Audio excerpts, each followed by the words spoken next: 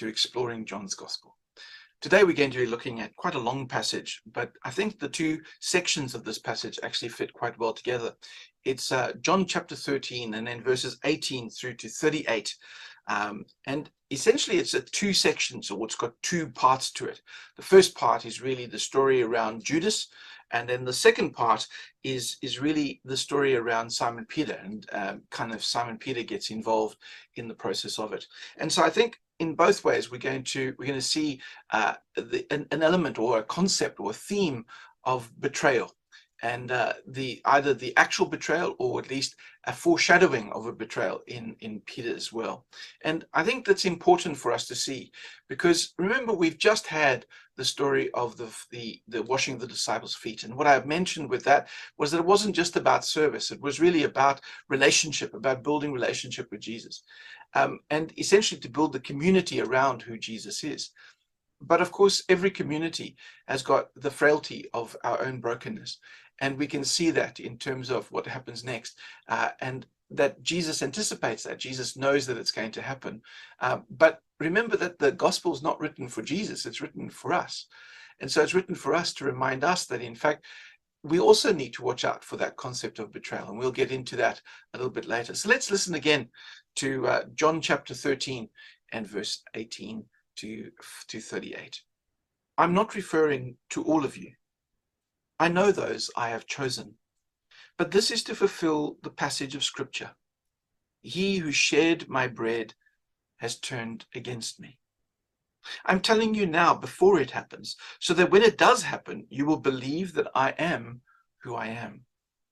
Very truly I tell you, whoever accepts anyone I send accepts me, and whoever accepts me accepts the one who sent me.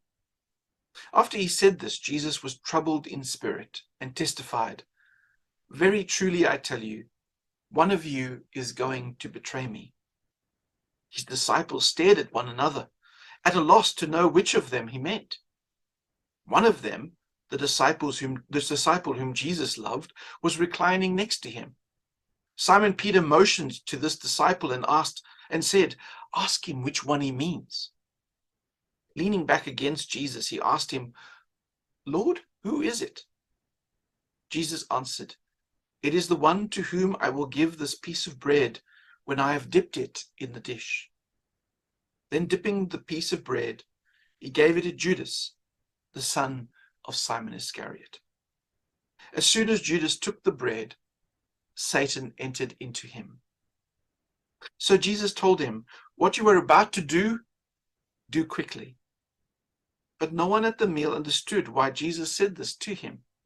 Since Judas had charge of the money, some thought Jesus was telling him to buy what was needed for the festival, or to give something to the poor. As soon as Judas had taken the bread, he went out, and it was night.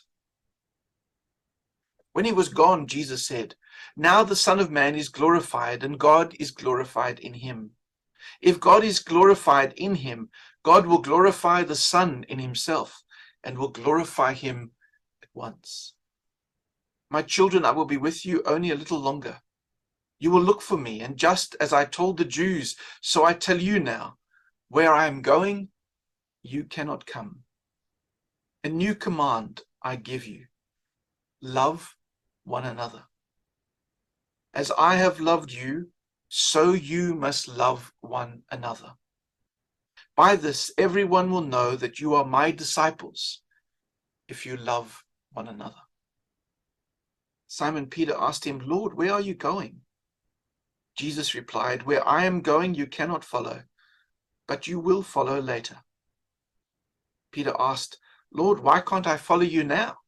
I will lay down my life for you. Then Jesus answered, will you really lay down your life for me? Very truly I tell you, before the cock crows, you will disown me 3 times. This passage is filled with emotion. It's filled with the sense of frustration that we see within Jesus. There's such a sense of that he's chosen these disciples, and now one of them is going to turn against him and betray him. And then, in fact, another one which is part of that inner circle, is going to do the same, regardless of his protestations of going to be prepared to die for him.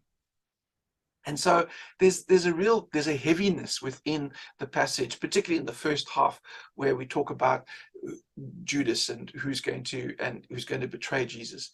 And then, of course, we've got that beautiful passage in the middle of the second section, and that is, a new commandment I give unto you, that you love one another as I love you. It's a beautiful passage and a beautiful acknowledgement of what God asks us to do and commands us to do. So let's spend some time thinking about that passage. Let's think about what strikes us as interesting, maybe what is emotional and connects us emotionally as well. Let's spend some time reflecting on it.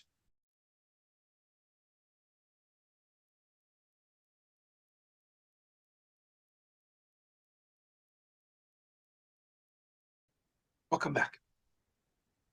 As we go deeper into this particular passage, as we look deeper into it and see what is this passage about, I think that what it's really doing is it's beginning to help us to set ourselves up in terms of the concept of church and of discipleship, of acknowledging that there will be a time where there's going to be us and no Jesus's presence, at least not his physical presence with us.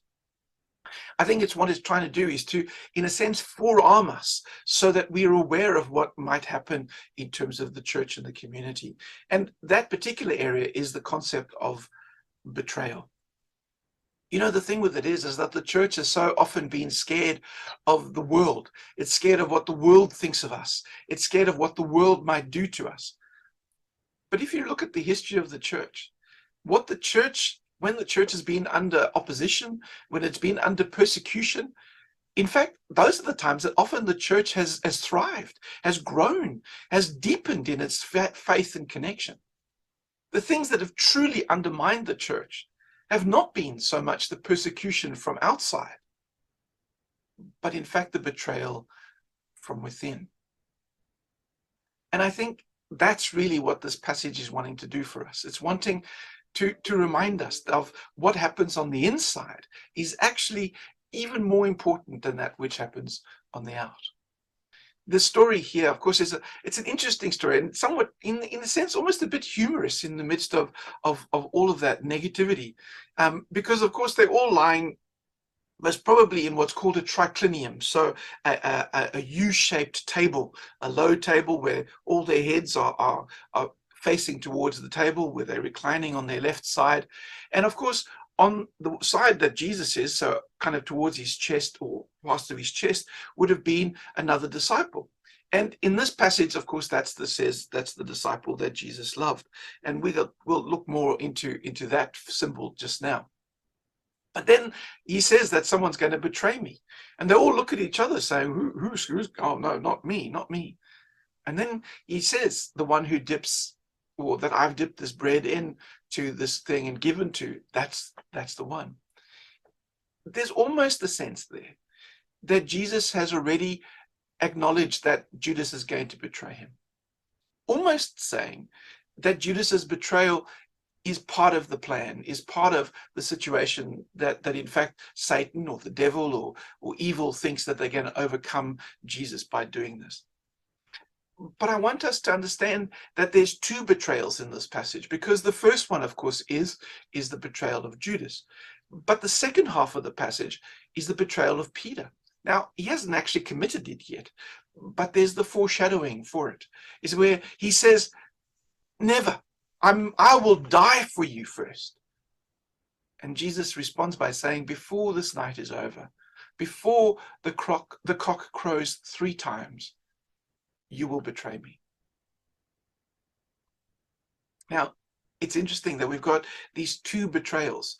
The one betrayal, which is a betrayal of evil, the other, a betrayal of cowardice. And it's interesting that, in fact, in both cases, we're going to see that both of them are, or at least we can see that both of them are present within the church, where we, in fact, have in the church those who are moved by broken relationship and to break relationship, where either they're going to stand on their own perspective, or they're going to stand on their connection with God, or they're going to say that they're the ones who are right, and so therefore whatever damage they might cause to others is irrelevant. Where in fact, as this passage says, that Satan. Now, of course, it's interesting that at this point they use the word Satan. Satanas, which is the word for it, means the accuser or the opposer. And boy, for any of us who've been in the church for any length of time, we know those people who are the opposers, that regardless of what you try and do, they will oppose them. They would come against them. And so often those people actually are in control of churches. I remember being in a church meeting once where somebody was proposing something, and the opposer stood up and said, we've done that. We've tried that. It doesn't work. And he made such an argument about it that the whole idea, the whole proposal was scrapped. I think that in fact we need to watch out for the betrayer who's the opposer. But at the same time, we have to watch out for the betrayer who betrays out of cowardice. And notice that Peter, in great bravado, when in fact when the chips are not down, he says, I will lay my life down for you. I will make sure that in fact you don't get killed. And yet, when it comes to that point where in fact he needs to put his money where his mouth is, he runs into the darkness as well. I think that when we look at the church, we see both levels of betrayal.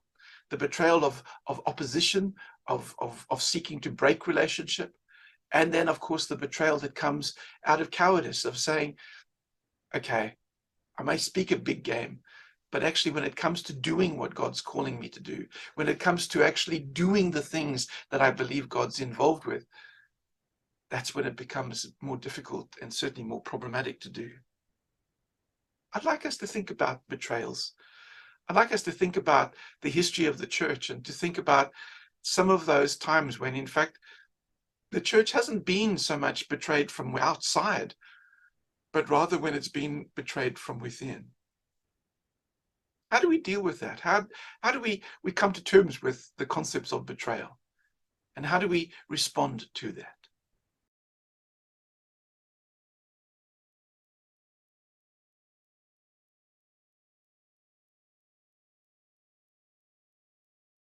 Welcome back.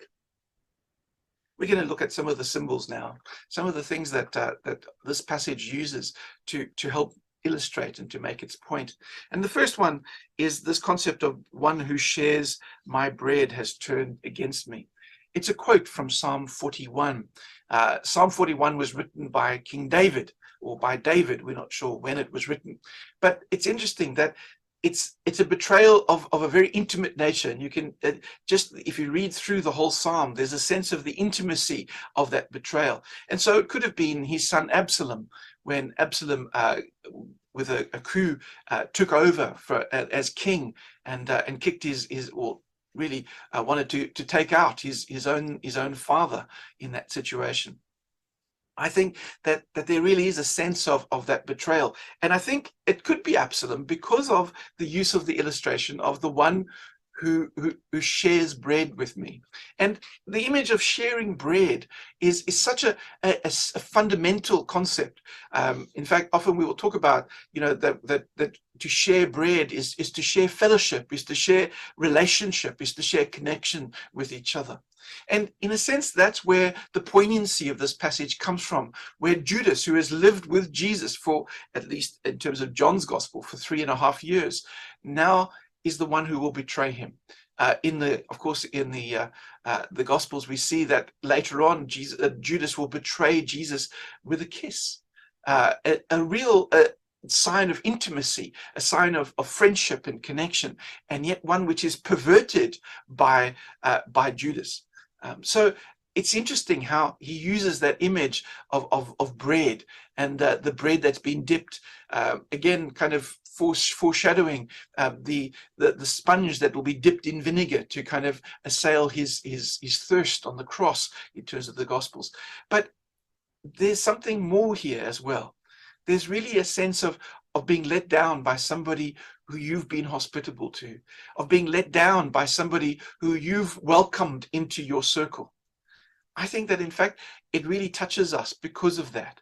It touches us because all of us have been in that situation where we've extended the hand of friendship, where we've extended the hand of hospitality, where we extended ourselves in love and compassion to others, and in fact had that love and compassion just thrown back in our face, either by rejection or by a lack of acknowledgement or even thanksgiving for it. That sense of how do we deal with the realities of that rejection, particularly when that rejection has come from someone who is connected to us in an intimate and close relationship. The second image that's here, or at least the second one that I want to talk about, is the disciple whom Jesus loved. This is the first time we hear that phrase within John's gospel, but we'll hear it now a few times towards the end of the gospel. And it's an interesting one because it's often the reason why we say that this particular book is attributed to John, and that in fact it's only John that would be able to write that, the disciple whom Jesus loved, when he in fact was writing about himself. And I don't think that it's written in an arrogant way. I don't think it's written in a way which says, oh, I was loved more than the other 11, or I'm special. I don't think it was that. In fact, I think that it's closer to the reality that maybe John was the youngest of all the disciples. Now, remember that those old pictures that you see of the disciples, particularly, the gray-haired and the big beards and so on, most probably isn't correct. Most probably the disciples were all teenagers, some as young as 14 or 15, and most probably Peter may have been older in 19 or 20. But what we're seeing is most probably John was one of the youngest of all the disciples. And again, one of the reasons why we think he was that young was because the book of Revelation is written quite late, or at least we think it's written quite late. And so therefore, in order to get the timelines to work out, that's why we often thought of John as being young. But I think that possibly he was young at this stage. And in some ways, what he found in Jesus was a big brother. He found somebody who connected with him, who really showed him faith and relationship and understanding. And that's why he says, the disciple whom Jesus loved. It's almost in a sense that Jesus had taken John under his wing. And so when John writes these stories, he's not writing as a biographer with some distance. He's writing as someone who was intimately related to the story that he's telling. He's telling the story out of faith, out of relationship, out of friendship, out of love for Jesus and the connections with him. But I think it was wonderful that you see the sense of humanity of Jesus that sometimes can be thought of to be missing in John's gospel, that he loved John and looked after him. And then the last image that I want to look at is that when Judas leaves the collection of disciples, there's one little line which says, and it was night. And it was night. Now, it's not just an acknowledgement of chronology. It's not just an acknowledgement of the time that it was nighttime. It was night. The night there plays a symbolic role. It's that darkness now has taken hold, and in fact darkness is going to be the theme all the way through until we get to the resurrection. That darkness is in the ascendancy, and in a sense what he's saying is that the darkness had overtaken Judas, and he had lived out of that darkness, and that darkness now was pervading the what's going to happen next. But it's interesting that in fact it's into that darkness that Jesus then speaks the command of a new commandment. I love that, because the only way to overcome darkness is not with more darkness. In fact, what he could have said was, he could have said to the 11, go and find Judas, and when you get him, beat him to death. He could have said that. He knew what Judas was going to do. But his response to the night, his response to the darkness, was not more darkness. His response to the darkness was light, love, one another. He doesn't say, go and take revenge. He doesn't say, go and forestall what Judas is going to do.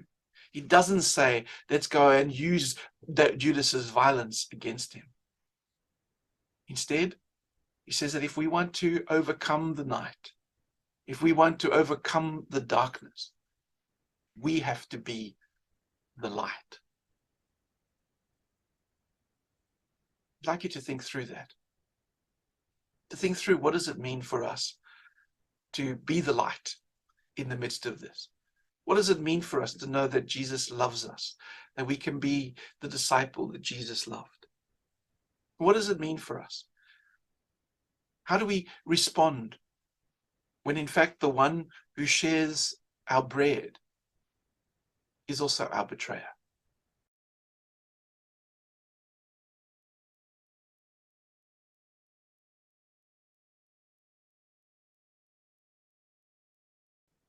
We're going to come to the application of this passage, and I'm going to focus on that new commandment. And for me, this is a really important passage, and it's important maybe for a different reason to the one that we think, because this is the only place in all of Jesus' writings where he adds to the Torah, he adds to the law. Now remember that in fact the Jews don't have 10 commandments, they have 613. But in this passage, Jesus adds number 614. 614. Because what he says is not so much just do what you were told to do in the Tanakh. Because remember, that's what we see in the Gospels, that in the Gospels they come to Jesus and say, what's the most important commandment? And he says, love the Lord your God with all your heart, soul, mind, and strength. Love your neighbor as yourself.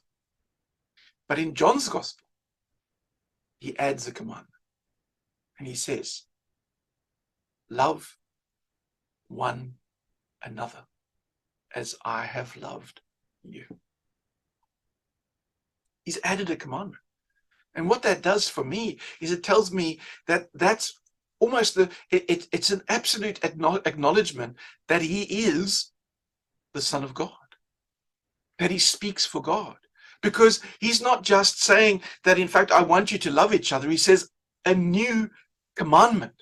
Now remember that for the Jews who would hear that, they wouldn't just go, oh yes, that's another commandment. That's just another thing that I've got to do.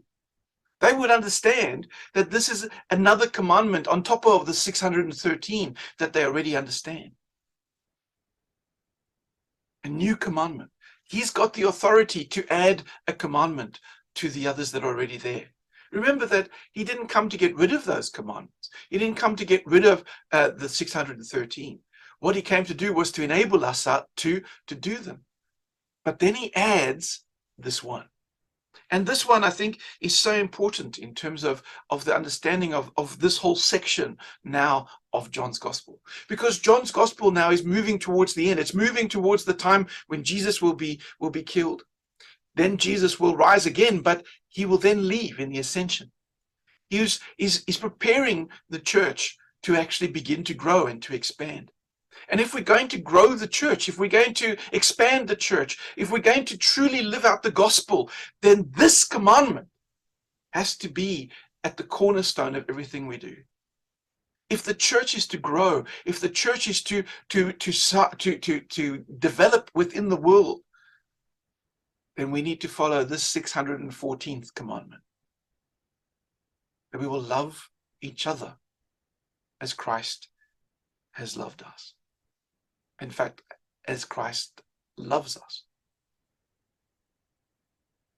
Now, it's one thing to say that we need to love each other as Christ loves us. But what does that mean? How do we live in the way that Christ would have us live? How do we love in the way that Christ loves us?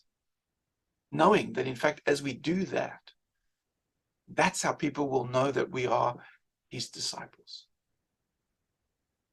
If we look at the church and the betrayals that we may find within them, how do we instead overcome those betrayals and love our world as Christ loves us? Let's talk about that.